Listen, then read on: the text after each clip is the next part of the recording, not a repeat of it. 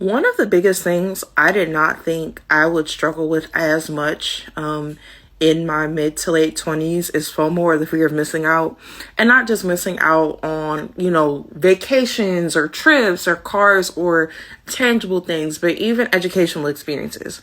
I see so many people who have graduated from grad school are going to their master's program, going to their PhD program. And that was once a dream I had in college. I wanted to go straight from my Bachelor of Arts program straight into an MA program, but I was encouraged to enter the workforce by a professor, and ultimately I think that paid off in its own way.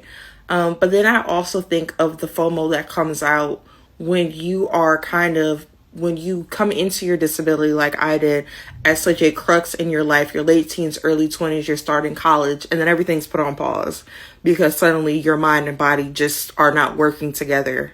So there is a lot of grief for the experiences that I would have had at 18, at 19, at 20.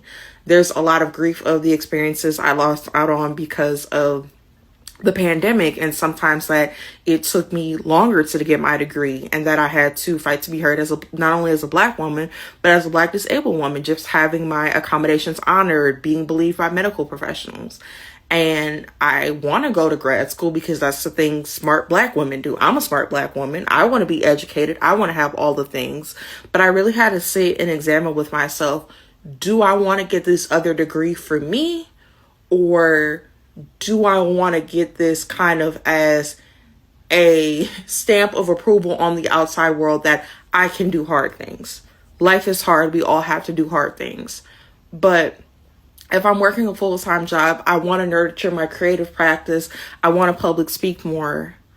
Is going back to school full-time really the way to do it? It feels kind of embarrassing to say I have FOMO, because we all know everyone works on their own timelines. People do things when it's supposed to. There's a season and a time for everything.